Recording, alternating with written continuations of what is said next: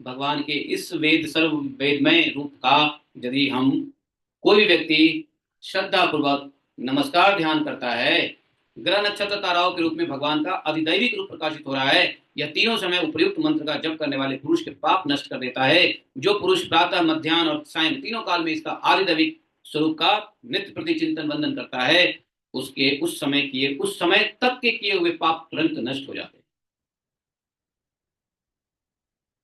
बताओ, ये शिशुमार चक्र का इंपॉर्टेंस है। शिशुमार क्या है? शिशुमार भगवान का सर्ववेद, विष्णु का सर्वदेव। हाँ, ये श्लोक ये है ना, डाल सकते हैं, ये श्लोक डाल सकते हैं हम अरे ग्रुप में? अरे लिख लो 523:8। 523:8। 523:8। देखो, श्लोक देना नहीं चाहिए आपको ढूंढ लो रेफरेंस से। श्लोक देने से ये होता है कि भैया दीक्षा हो गई, और वो गलत पढ़ोगे तो उसके पाप हमको भी लगेगा, इसलिए ढूंढ लो किताब से स्वयं। अभी ये मंत्र दे दिया तो दीक्षा हो गई ना फिर। प्रभु हम पढ़ सकते हैं क्या प्रभु? दीक्षा के बगैर श्लोक होते हैं ना? हाँ, क्या? आप अपनी आवाज भेज दो, हम सुन लेंगे, उसको गलत नहीं बोलेंगे। नहीं, वो तो मंत्र दीक्षा हो जाएगी। मैं मंत्र दीक्षा नहीं देना चाहता। तो आप हमारे गुरु, आप जाकर जो मर्जी करो। हाँ, नहीं, मैं गुरु नहीं हूँ, आई एम नॉट अ गुरु। बिल्कुल। तो नंबर लिख लो, श्लोक का नंबर लिख लो। 523:8 ठीक है। तो कहते हैं कि वैसे वही तो कह रहा हूँ, पाप कोई बड़ी चीज नहीं है। पाप हुआ तो कोई प्रॉब्लम नहीं है। पाप काटने के लिए तो भागवतम में 100 सूत्र है, 100 फॉर्मूला है।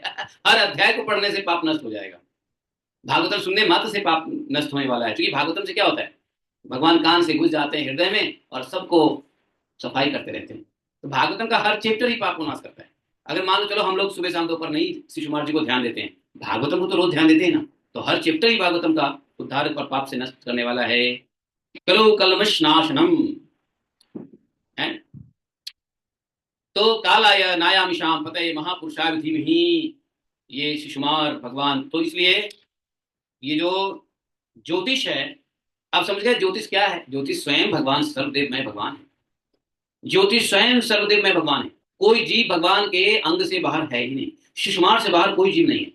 आप किसी नक्षत्र में तो पैदा होगे, वृक्ष नक्षत्र में पैदा होगे तो किसी राशि में तो रहोगे, हैं? तो ये पता चलता है कि भगवान का जो आच्छादन है, अर्थात पूरे संसार को ओवरलैप है भगवान का सर्ववेदमय शरीर। इसलिए